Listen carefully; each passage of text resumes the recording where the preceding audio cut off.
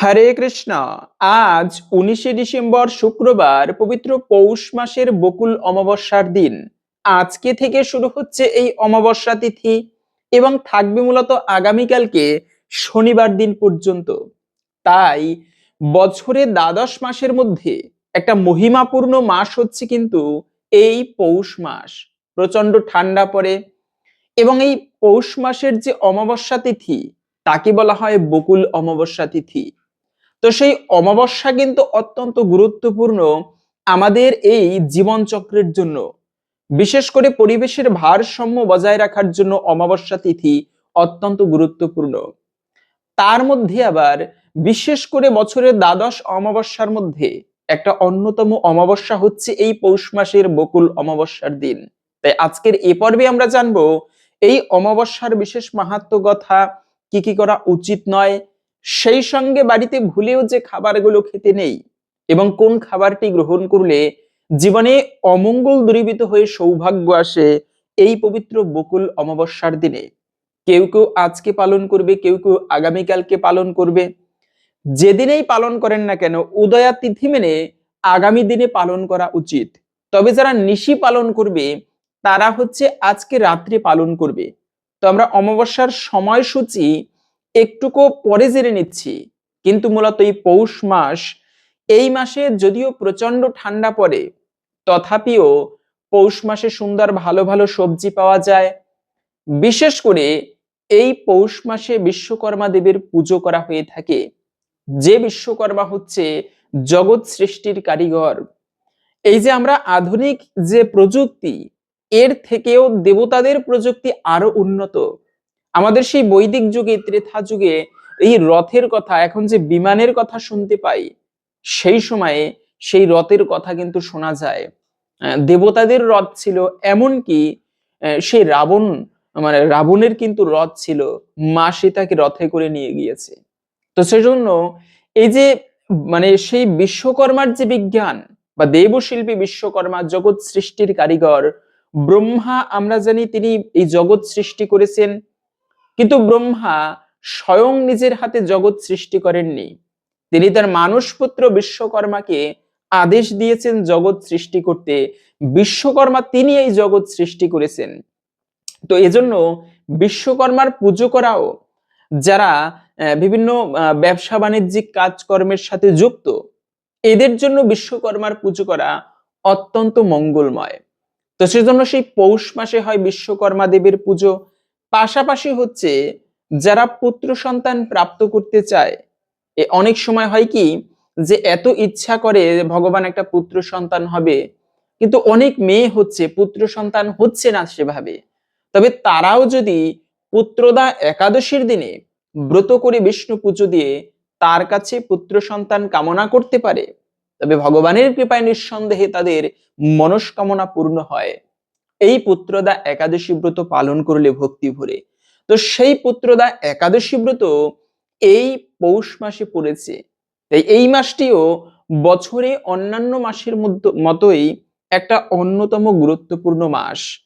পাশাপাশি হচ্ছে এই মাসে গরমের দিনে দেখবেন খাবার দাবার খেলে পেটের সমস্যা হয়, হজম হয় না ঠিকভাবে, কিন্তু এই পৌষ মাসে অনেক সুন্দর সবজি পাওয়া যায়। তাই এই মাসটি কিন্তু একটা আলাদা গুরুত্ব রয়েছে। তো এখন হচ্ছে এই মাসে আবার এই যে অমাবস্যা তিথি, নদীতে জোয়ার ভাটার মতো পূর্ণিমা এবং অমাবস্যা, পূর্ণিমার দিনে মানুষের জীবন প্রবাহ ঊর্ধ্বমুখে থাকে এবং অমাবস্যার দিনে মানুষের জীবন প্রবাহ নিম্নমুখে থাকে। এজন্য সাধনা করারও একটা স্তর রয়েছে। যেমন অন্যান্য দিনে সাধনা করলে যে পুণ্যফল প্রাপ্ত করা যায়, কিন্তু ওই একই সাধনা যদি অমাবস্যা অথবা সেই পূর্ণিমার দিনে করা হয়, তা আরো অধিক ফল লাভ করে। যেমন বাড়িতে বসে যদি কেউ সাধনা করে তাতে যে ফল হয়, তার থেকে শতগুণ বেশি ফল হয় যদি কেউ গঙ্গা নদীর তীরে বসে বা যে কোনো নদীর তীরে বসে সাধনা করতে পারে। আবার নদীর তীরে বসে সাধনা করলে তাতে যে ফল হয়, যদি কেউ বনের মধ্যে নির্জন স্থানে সাধনা করে তার থেকেও সহস্রগুণ বেশি ফল লাভ হয়। বনের মধ্যে সাধনা করলে যে ফল হয় তার থেকে কোটি গুণ বেশি ফল লাভ হয় ভগবানের দিব্য মন্দিরে বসে সাধনা করতে পারলে। এজন্য স্থানকাল পাত্রভেদের সময় অনুসারে সাধনার কিন্তু ফলের তারতম্য হয়। তো এজন্য সব সময়ে সাধনা করতে হবে এরকমটা নয়, কিন্তু বিশেষ কিছু শুভ দিন আমাদের মেনে চলা উচিত। তার মধ্যে পূর্ণিমা অমাবস্যা অত্যন্ত গুরুত্বপূর্ণ দিন। এজন্য দেখবেন তান্ত্রিক যারা যারা তন্ত্রমন্ত্র প্রয়োগ করে, এরা কিন্তু বেশিরভাগই এই অমাবস্যার রাত্রিতে সেই তন্ত্রমন্ত্র প্রয়োগ করে। কেননা অন্যান্য দিনে প্রয়োগ করলে এতটা কাজ করবে না, তাই তো পূর্ণিমা অমাবস্যাকে এতটা গুরুত্ব দেয়। বিশেষ করে যারা শক্তি দেবীর উপাসনা করে, কালী দেবী, তারপরে হচ্ছে সেই দুর্গা দেবী, এই সমস্ত দেবীদের যারা উপাসনা করে এদেরকে বলা হয় শাক্ত, শক্তির উপাসনা করা। তো সেই মা কালীর সাধনার জন্য এই অমাবস্যা তিথি অত্যন্ত মহিমাপূর্ণ দিন। কালী পুজোয় এজন্য প্রায় অনেক স্থানেই এই দিনে কালী পুজো দেওয়া হবে। কিন্তু প্রথমেই বলে দিচ্ছি, কালী পুজো করতে গিয়ে আমরা যে ভুলটি করে থাকি তা হচ্ছে আমরা কালী পুজোয় বলিদান দেই, কিন্তু কখনো এটি মা কালী সহ্য করে না। কোনো পুজোয় এজন্য কখনো বলিদান দেওয়া উচিত নয়। হয়তোবা অনেক সময় অনেক ব্যক্তিরা পাণ্ডিত্য করে বিভিন্ন শাস্ত্রের কথা বলে, অমুক শাস্ত্রে আছে এই কথা, বলি দেওয়ার কথা। শাস্ত্রে থাকলেও হৃদয় দিয়ে যদি বিচার করা হয়, একটা ধর্মীয় সভায় কোনো প্রাণীকে হত্যা করে তার রক্তপাত ঘটানো, এটা কোনো প্রকৃত ধর্মীয় অনুষ্ঠান হতে পারে না। যে জগৎ জননী হচ্ছে মা কালী, তিনি কোনো সন্তানের বলিদান, প্রত্যেকটা জীব তার সন্তান, তিনি কোনো সন্তানের বলিদান হোক এটা আদৌ তিনি সহ্য করে না। বরঞ্চ এতে মায়ের সামনে বসে তার সন্তানকে হত্যা করলে এতে আরো মা দুঃখ পায়, কষ্ট পায়। আপাত মনস্কামনা একটুকু পূরণ হলেও এটি কিন্তু প্রকৃত মঙ্গলকারক নয়, বলিদান প্রথা। এজন্য বলির প্রসাদ ভক্ষণ করা উচিত নয়, এটি একটি খুবই অপরাধমূলক কার্য। তো তাই এই কালী পুজো করা অবশ্যই ভালো। দেবী কালীর পুজো করলে সেই ব্যক্তির জীবনে কোনো ব্যক্তির সাধ্য নাই ওই ব্যক্তির ক্ষতি করতে পারে, যার উপরে মা কালীর কৃপা দৃষ্টি রয়েছে। এজন্য কালী পুজো যারা করে তারাও জগতে খুবই মহিমাপূর্ণ। আর সেই কালী পুজো করতে গিয়ে কখনো বলি দিতে নেই। এমনও হয়েছে মা কালী স্বয়ং তার ভক্তদেরকে হত্যা করে সেই বলির ব্যক্তিকে রক্ষা করেছেন, এরকম একটা কাহিনী কিন্তু পাওয়া যায়। শাস্ত্রাত মাধুর্যপূর্ণ। এজন্য মাঝে মাঝে আমাদের বই মানে বই পড়া, তারপরে হচ্ছে বিভিন্ন মানে আমরা যে মোবাইল দেখি, এর পাশাপাশি মাঝে মাঝে আমাদের শাস্ত্রীয় কাহিনীগুলো শোনা উচিত, শাস্ত্র অধ্যয়ন করা উচিত। যেমন একটা কাহিনী পাওয়া যায় ভাগবতের মধ্যে, সেখানে জড়ভরতের কাহিনী থেকে আমরা জানতে পারি এই জড়ভরত তিনি ভগবানের নাম করত, পাগলের মতো থাকতো। সবাই ভেবেছে জড়ভরত পাগল, সব সময় রাম নামে মত্ত থাকতো এই জড়ভরত, জীবনে কোনোদিন কথা বলেনি। বাবা মা মারা গিয়েছে এবং ভাইদের সাথে সবসময় পাগলের মতো ব্যবহার করত। বাবা মা মারা যাবার পরে এই জড়ভরতকে তার ভাইয়েরা তাড়িয়ে দিয়েছে। জড়ভরত তো জানে তিনি পাগলের মতো হলেও তার ভিতরে হচ্ছে প্রবল প্রচন্ড কৃষ্ণ ভক্তি বা বিষ্ণু ভক্তি। সে বনের মধ্যে গিয়ে, এ হচ্ছে সেই জড়ভরত যে ভরত একটা হরিণ চিন্তা করতে করতে পরের জন্মে হরিণ হয়েছিল, যার নামে এই ভারতবর্ষ প্রচলিত। এ হচ্ছে সেই ভরত, হরিণ জন্মের পরের জন্মে তিনি এই জড়ভরত হয়ে, মানে একটা জড় হচ্ছে কেন তার নামটা, কেননা তার 5 ভাই ছিল ব্রাহ্মণের। তো এই পুত্রটা ব্রাহ্মণের, বাবা বলতো যে তুমি একটু ব্যঞ্জন বর্ণ স্বরবর্ণ শিখো, বাবা বলতো ক, ও বলতো স। মানে ও জানতো সবকিছু, ওর কিন্তু 2 জন্মের কথা স্মরণে আছে, বিদ্বান, সবকিছু জানতো। তারপরেও কেন এভাবে করতো পাগলের মতো, যেন সবাই ওকে ভুল বোঝে আর এই সংসারের মধ্যে ওকে আবদ্ধ করতে না পারে। এজন্যই জড়ভরত পাগলের মতো আচরণ করত। সবাই ভাবতো ভরত পাগল, জড়ভরত বলে ডাকতো। একবার তো এমন হয়েছে, ভরতের কাহিনী বলতে গিয়ে মনে পড়লো সুন্দর একবার কাহিনী, যে ওই ভরত মহারাজের বংশধর ছিল রাজা রুহুগণ। তো এই রুহুগণ আবার একটুকু ধর্মতত্ত্ব বিষয়ে জানতে চাবার জন্য তার ইচ্ছা, এখন তো যেরকম শাস্ত্রগ্রন্থ আমরা জানতে পারছি আগেকার দিনে গুরুদেবের আশ্রমে গেলে গুরুদেব ধর্মীয় জ্ঞান দিত, শিষ্যরা শ্রবণ করে মুখস্থ করত। এরকম বই গ্রন্থ ছিল না ততটা।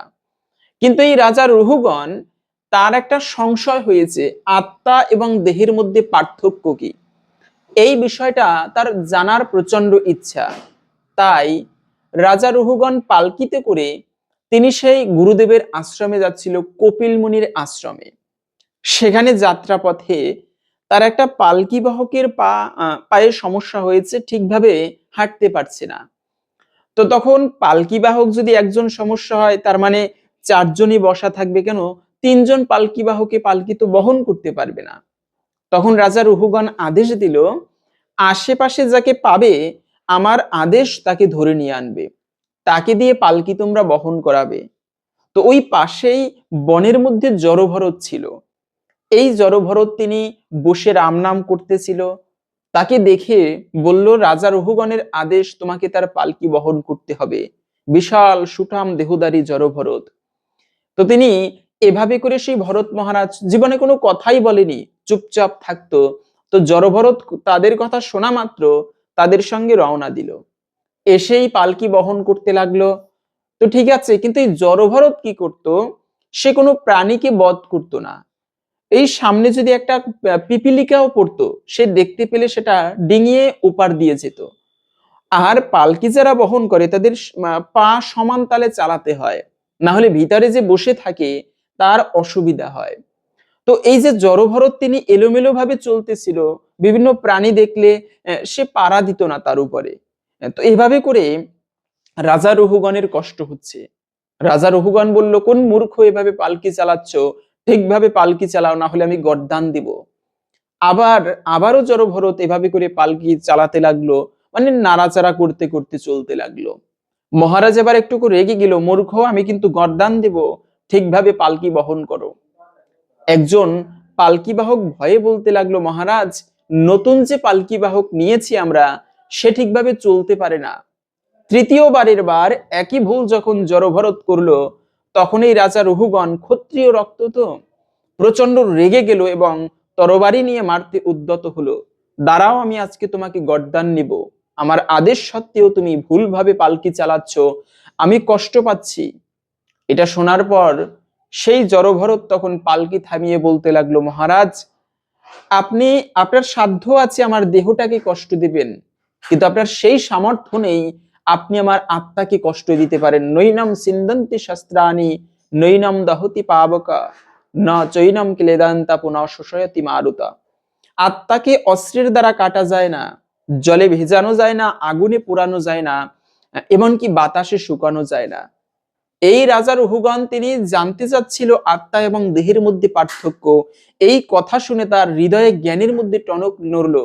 আর এই সত্যি তো, আত্মা তাহলে এমন, যাকে অস্ত্রের দ্বারা কাটা যায় না, দেহ এবং আত্মার মধ্যে এই পার্থক্য। শুনেই তো চরণে লুটিয়ে পড়লো জড়ভরতের, প্রভু আমাকে ক্ষমা করো, আমি জানি তুমি সাধারণ কোনো ব্যক্তি নও, তুমি দিব্য কোনো ব্যক্তি, আমাকে তুমি ক্ষমা করো। তুমি কে? তুমি কি আমার গুরুদেব? আমাকে এই আত্মতত্ত্ব জ্ঞান দিতে এসেছো? রাজা রহুগণ সেই জড়ভরত তখন বলল যে, রহুগণ রাজা, আমি জড়ভরত, আমি তোমার গুরু নই।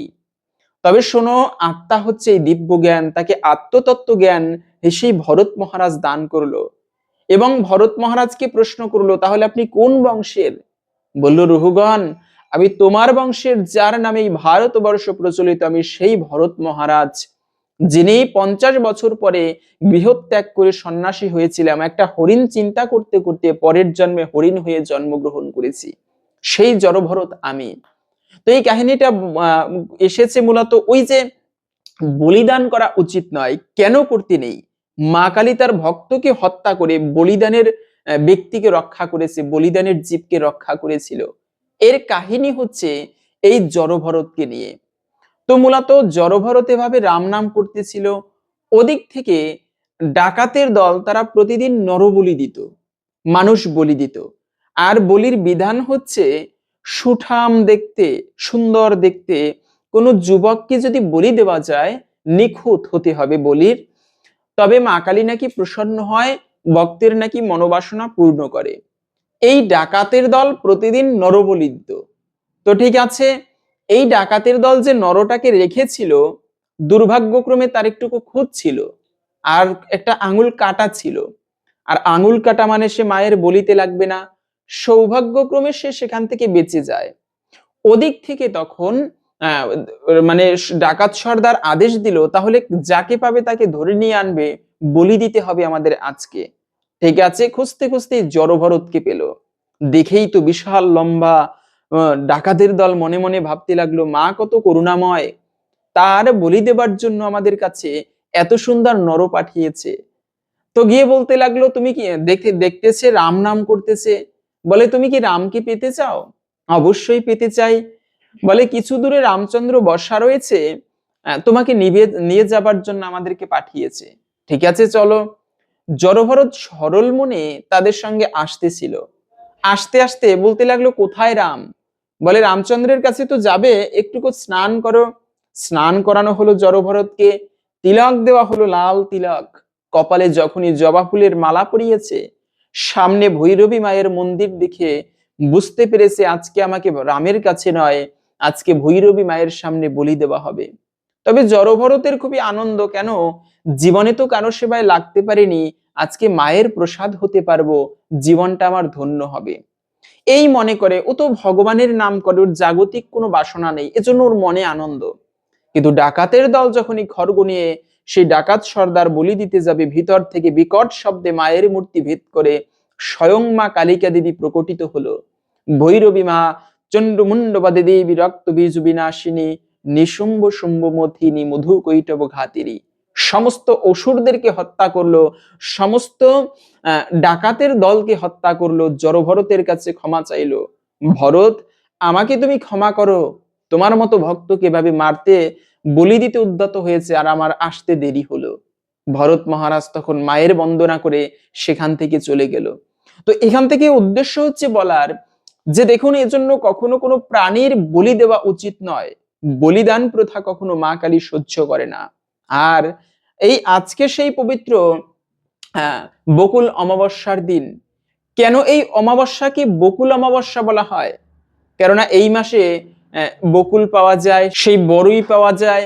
এজন্য এই মাসের অমাবস্যাকে কোনো কোনো অঞ্চলে বকুল অমাবস্যাও বলা হয়ে থাকে।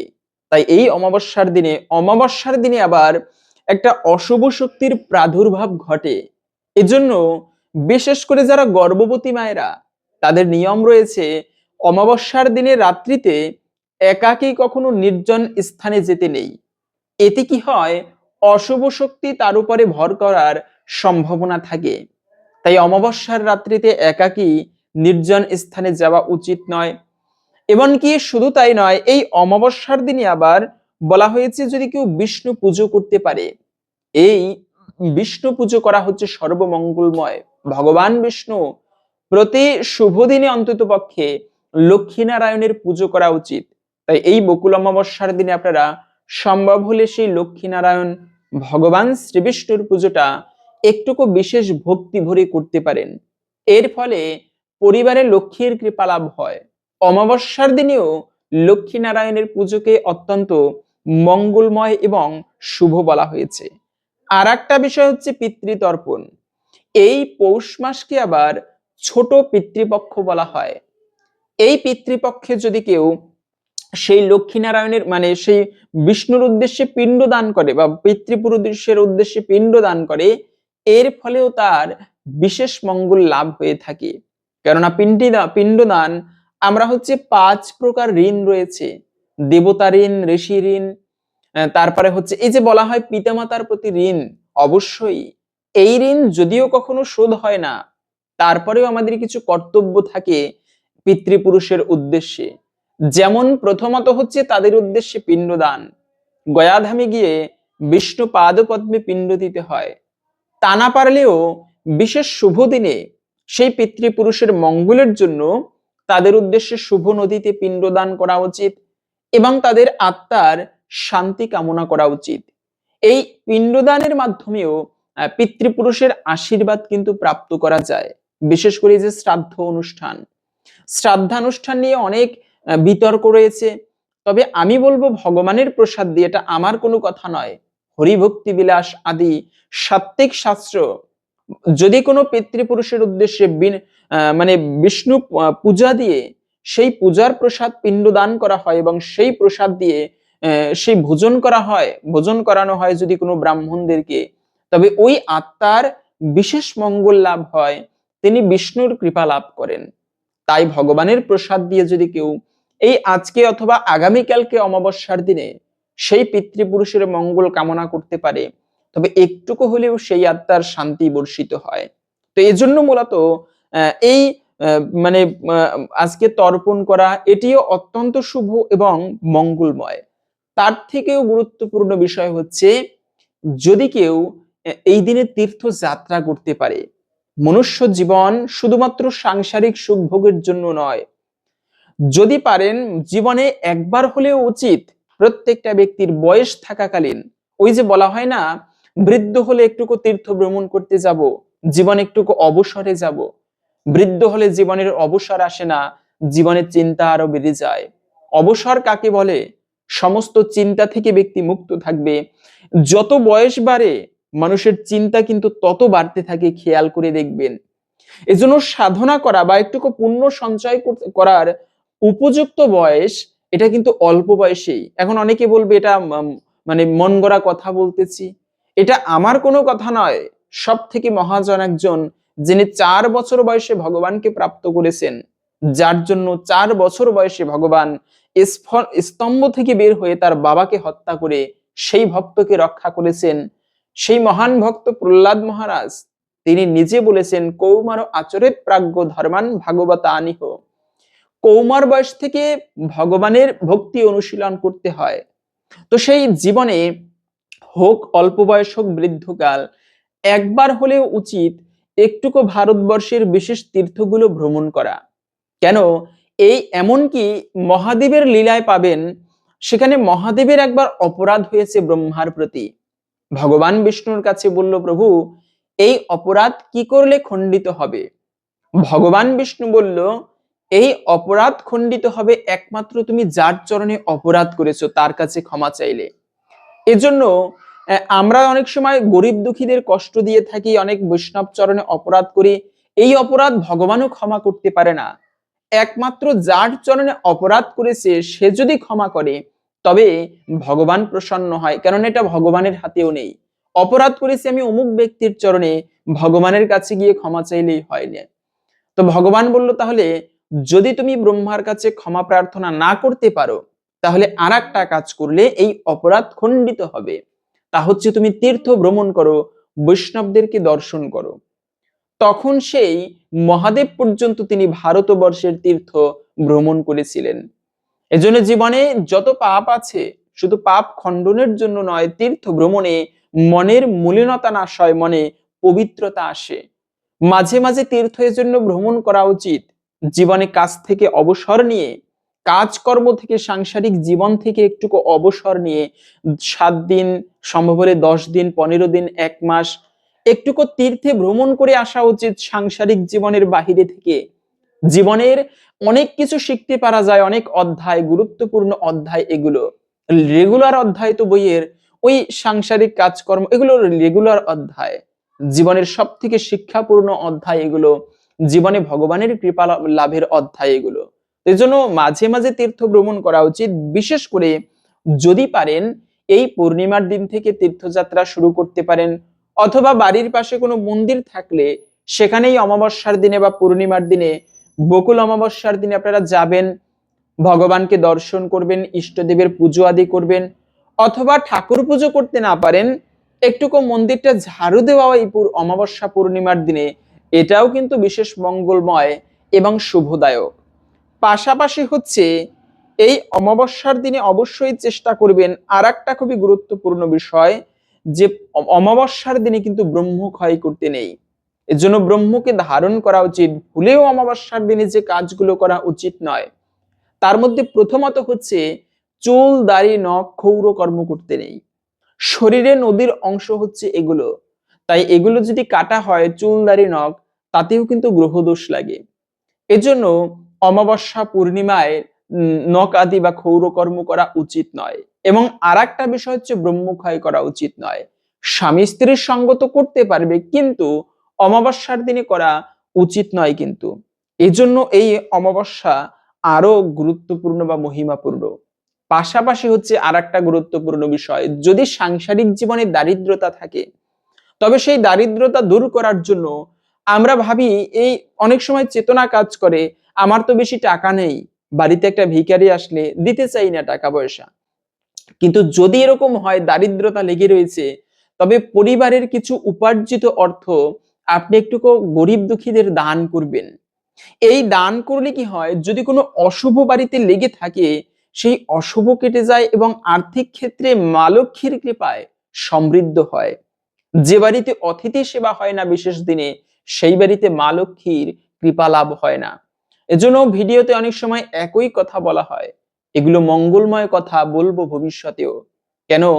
জীবনে এগুলো পালন করার মধ্য দিয়ে আমাদের বিশেষ মঙ্গল লাভ হয়। এজন্যই তো স্বামীজি বলেছেন, বহুরূপে সম্মুখে ছাড়ি, কোথা খুঁজিছ ঈশ্বর, জীবে প্রেম করে যেই জন, সেই জন সেবিছে ঈশ্বর। জীবের সেবা করার মাধ্যমেও কৃষ্ণের বিশেষ কৃপা লাভ করা যায়, লক্ষ্মী দেবীর কৃপা হয়। এজন্য এই অমাবস্যার দিনে বাড়িতে যদি কোনো ভিখারি আসে, অতিথি বা কোনো ব্রাহ্মণ আসে, ভুলেও তাদের খালি হাতে ফিরিয়ে দিবেন না, সাধ্যমতো সেবা দিবেন। কেন? এই সেবা দেওয়ার মধ্য দিয়েই মা লক্ষ্মী দেবীর বিশেষ কৃপা লাভ হয়। তো এই দিনে আপনারা কোনো গরিব দুঃখীদের সেবা দিতে পারেন, কিন্তু অমাবস্যা বা পূর্ণিমার দিনে ধার দেওয়া অথবা নেওয়া এটি কিন্তু আবার ভালো নয়। অপরকে ধার দেওয়া যদি অনেক মানে জরুরি বিষয় হয়, সেক্ষেত্রে কথা ভিন্ন, প্রসঙ্গ ভিন্ন, তাহলে অবশ্যই দিবেন, সাহায্য করবেন। কিন্তু যতটা সম্ভব ধার দেওয়া নেওয়া থেকে বিরত থাকা উচিত। এজন্য চাণক্য পণ্ডিতের নীতিগুলো আমাদের অনেক সময় অনুসরণ করতে হয়। তিনি বলেছেন, ঋণ, রোগ এবং অগ্নি এই তিনটাই ভয়ানক বিষয়। এদেরকে যতটা সম্ভব নিয়ন্ত্রণে রাখার চেষ্টা করা উচিত, না হলে এরা বৃদ্ধি পেতে থাকে। রোগ হলে তাড়াতাড়ি সারানো উচিত, ডাক্তার দেখানো উচিত। এবং যদি ঋণ থাকে তাও তাড়াতাড়ি দিয়ে দেওয়া উচিত। কেন? ঋণ নিয়ে যদি কেউ মৃত্যুবরণও করে, তিনি কিন্তু স্বর্গে যেতে পারে না যতক্ষণ পর্যন্ত ওই ঋণ শোধ করা না হয়।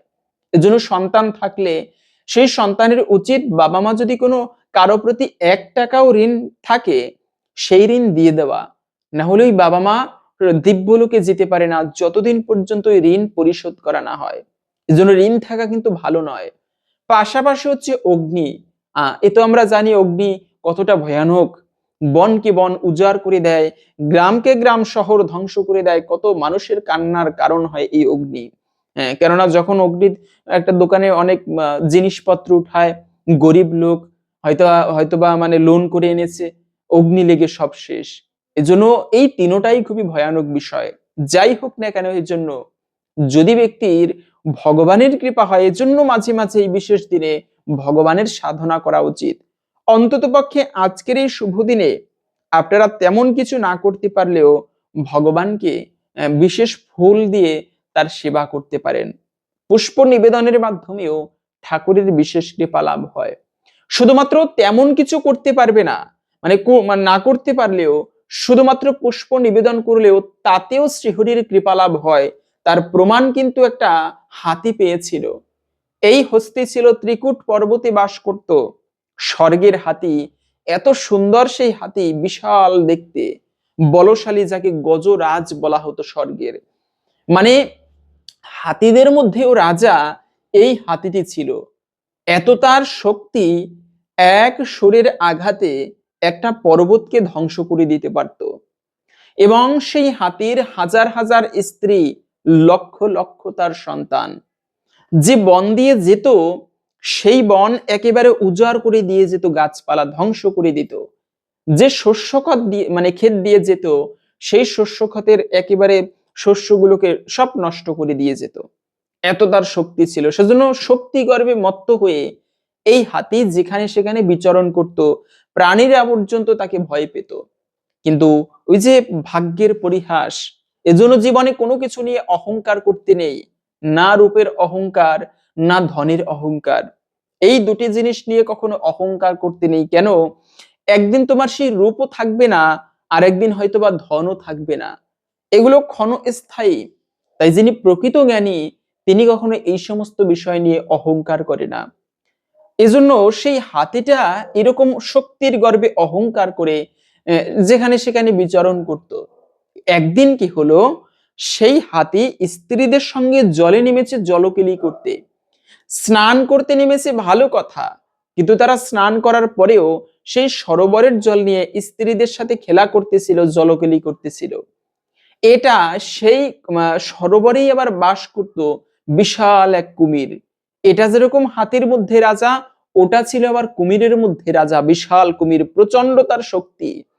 আর যত বড় শক্তিমান হোক, কুমিরের সাথে কিন্তু জলে পারবে না। সেই কুমির কি করেছে, দেখতেছিল এতক্ষণ তুমি জলে স্নান করতেছো ভালো কথা, এখন জলগুলোকে নষ্ট করতেছো, ঘোলা করতেছো। কুমিরে গিয়ে এক কামড় দিয়েছে পায়ে, টেনে নিয়ে যাচ্ছে মধ্যের দিকে। তার স্ত্রীগণ কি করেছে, স্বামীকে বাঁচাতে হবে, চেনের মতো সুরে পেঁচিয়ে শিকল করে সন্তানাদি সবাই মিলে টেনে তোলার চেষ্টা করছে বাবাকে। কিন্তু একবার উপরের দিকে নেয়, কুমিরের শক্তি তো কম না, একটা মাত্র কুমির এক টানে আবার নিচের দিকে নিয়ে যায়। কত যুদ্ধ হচ্ছে এভাবে করে, সবাই মিলে উদম্য চেষ্টা, বাবাকে বাঁচাতে হবে। স্ত্রীগণ তারা চেষ্টা করছে স্বামীকে বাঁচাতে হবে। যত শক্তি থাকুক, কুমিরের শক্তির সাথে আজকে কেউ পারছে না। শেষ পর্যন্ত ভাগবতের কাহিনীটি পাওয়া যায় স্বর্গের গণনা অনুসারে 100 বছর যুদ্ধ হয়েছে। যখন অনেক বছর চলে গিয়েছে, সন্তানাদি তারা চিন্তা করলো বাবাকে বাঁচানো যাবে না, চলো আমরা। সন্তান তারা বাবাকে ফেলে চলে গেল। তার এত গর্ব ছিল, আমার এত সন্তান, এত পরিবার, কিন্তু আজকে সন্তান ছেড়ে চলে গেল। ততক্ষণেও স্ত্রীগণ ছিল। সুন্দর শিক্ষণীয় কাহিনী এটি, ভাগবতের বিশেষ কাহিনী।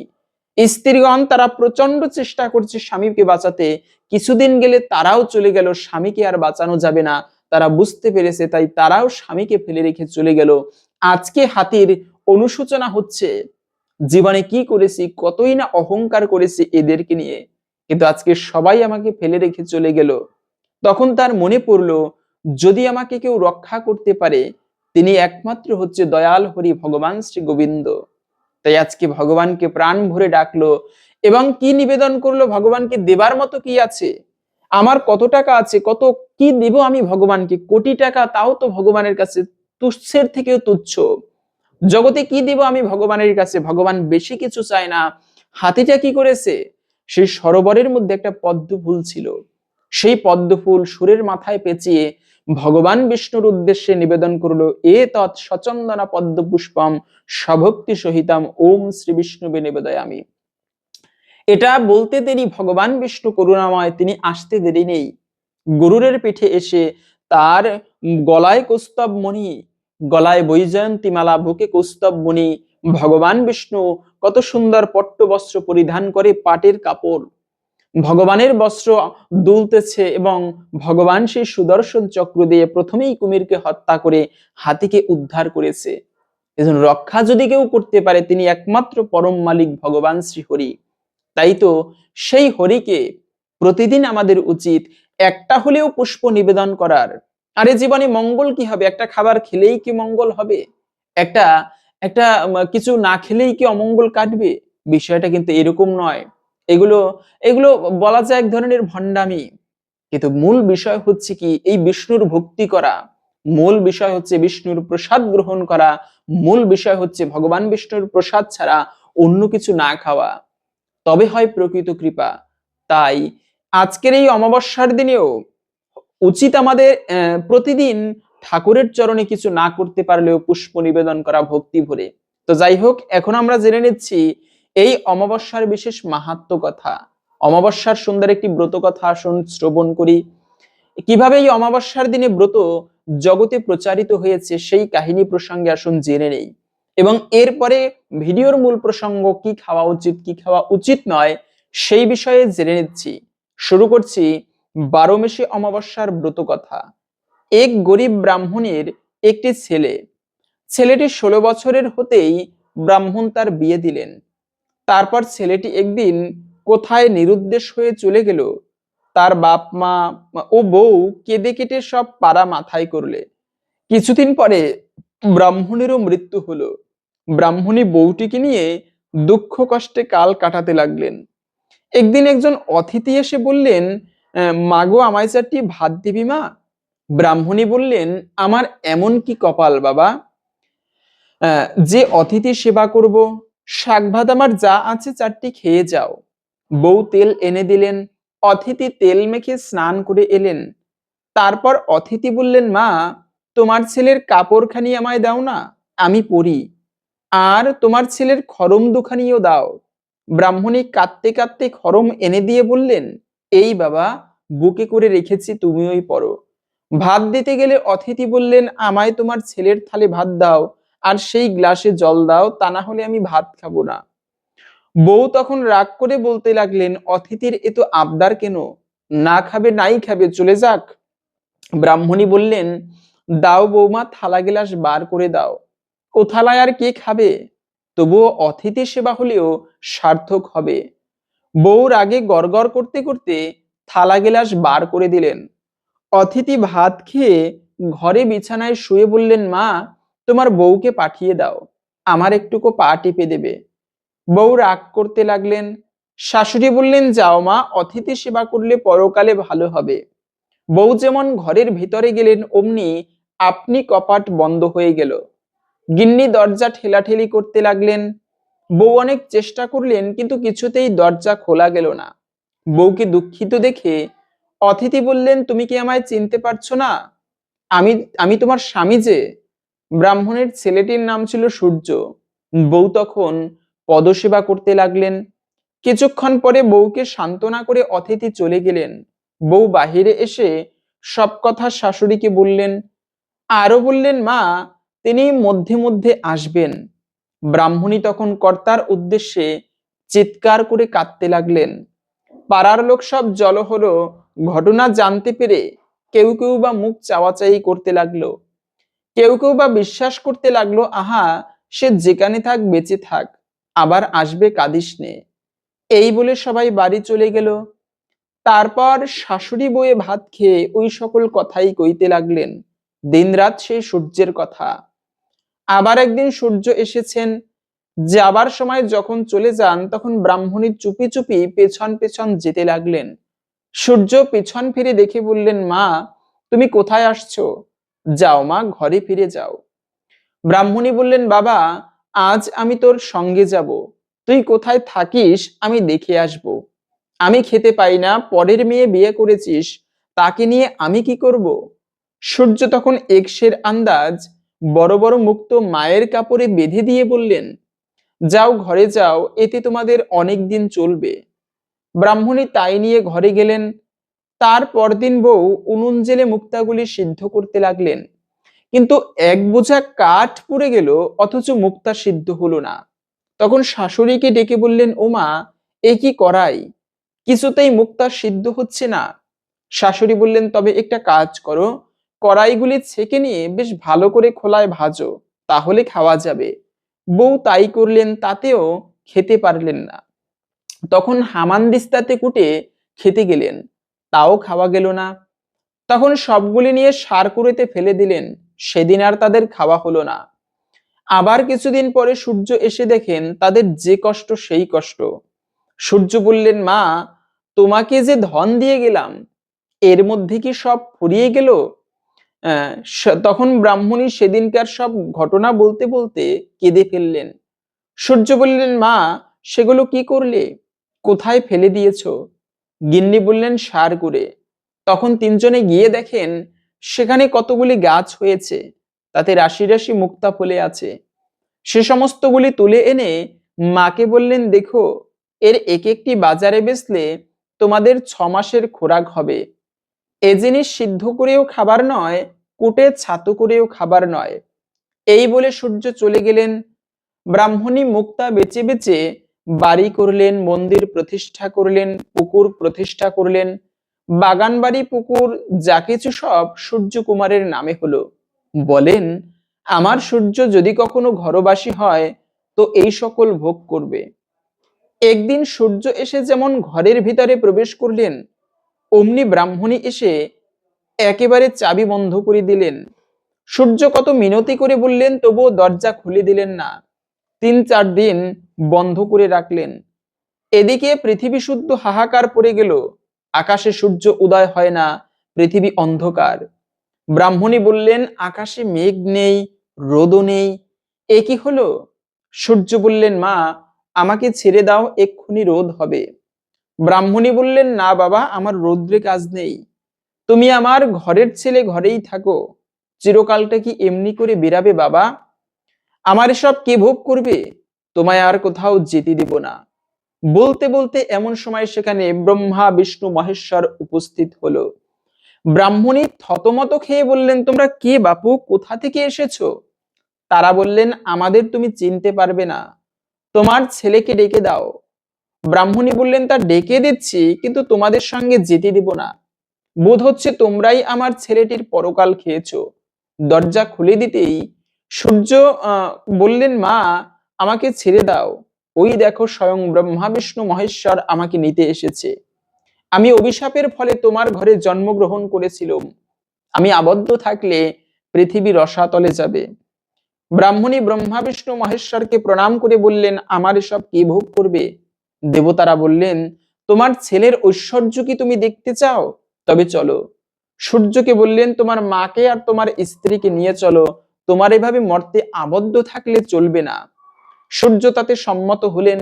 স্বর্গ থেকে পুষ্পরথ এলো, চুয়া চন্দনের ছড়া পড়তে লাগলো। ধন দৌলত যা কিছু ছিল ব্রাহ্মণকে দান করে দেবগণের সঙ্গে ব্রাহ্মণী সূর্যের হাত ধরে অমাবস্যার দিন বউকে নিয়ে স্বর্গে চলে গেলেন। তাই দেখে পারাশুদ্ধ লোক ধন্যি ধন্যি করতে লাগলো। তারাও অমাবস্যার দিন সূর্যের পুজো করে উপবাস করতে লাগলো। ক্রমে ক্রমে চতুর্দিকে অমাবস্যার কথা প্রচার হলো। সেই থেকে পৃথিবীর লোক 12 মেশে অমাবস্যার ব্রত করতে লাগলো। এভাবে মূলত 12 মেশে অমাবস্যার ব্রত প্রচারিত হয়েছে।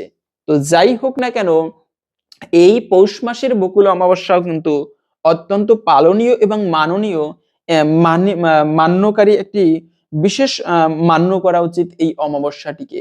তো বিশেষ করে এই অমাবস্যার দিনে অন্ততপক্ষে তেমন কিছু না করতে পারলেও যে খাবারগুলো খেতে নেই, প্রথমত হচ্ছে মাছ মাংস আদি। যে কোনো পূর্ণিমা অমাবস্যার দিনে বা শুভ দিনে মাছ মাংসকে যতটা সম্ভব এড়িয়ে চলা যায়। রাজসিক খাবার বর্জন করা উচিত। তাই এই দিনে মাছ মাংস খেতে নেই। দ্বিতীয়ত হচ্ছে নেশা জাতীয় খাবার। আমরা জানি নেশাটা শরীরের জন্য খারাপ, কিন্তু ছাড়তে পারি না, কেননা ওই যে আসক্তি, আর যার প্রতি আসক্ত ওই জিনিসটাই আমার জন্য ক্ষতিকর। তাই নেশাটাকে একদিনের জন্য হলেও ত্যাগ করা উচিত। এই অমাবস্যার দিনে নেশা না করতে পারলে এটি স্বাস্থ্যের জন্যও ভালো, আধ্যাত্মিক ক্ষেত্রেও ভালো। এবং তৃতীয়ত হচ্ছে পচাবাসী কোনো খাবার, মদ্যপান, তারপরে পচা জাতীয় খাবার, পোড়া জাতীয় খাবার, এগুলোও কিন্তু স্বাস্থ্যের জন্যও ভালো নয়, আধ্যাত্মিক ক্ষেত্রেও অমঙ্গল বলা হয়েছে। এবং কোন খাবারটি এই দিনে গ্রহণ করলে জীবনে সৌভাগ্য আসে, তা হচ্ছে এই তো ভিডিওর মধ্যেই বলেছি, প্রসাদে সর্বদুঃখানাম হানিরস্য পূজায়তে। এই দিনে একটুকু হলে আপনি ভগবানকে ভোগ নিবেদন করে, হয়তোবা খিচুড়ি ভোগ নিবেদন করতে পারেন, না হলে পায়েস নিবেদন করতে পারেন, না হলে ফল ভোগ নিবেদন করতে পারেন। সেই ভগবানের দিব্য প্রসাদ এই দিনে গ্রহণ করা উচিত। এর ফলে আশা করি একটুকু হলেও ভগবানের কৃপায় জীবনের অশুভ তথা অমঙ্গল দূরীভূত হবে। তা আশা করছি আজকের এই তথ্যগুলো আপনাকে একটুকু হলেও সমৃদ্ধ করেছে। ভালো লেগে থাকলে একটি লাইক করে কমেন্টে জয় শ্রী রাধা মাধব অথবা ভগবান শ্রী বিষ্ণুর জয় একবার হলেও লিখে যাবার অনুরোধ জানাচ্ছি। ভগবান শ্রী বিষ্ণুর কৃপায় আমাদের সকলের জীবনের পরমার্থ সাধন হোক, এই কামনা করে আজকের ভিডিওটি এখানে সমাপ্ত করছি। হরে কৃষ্ণ।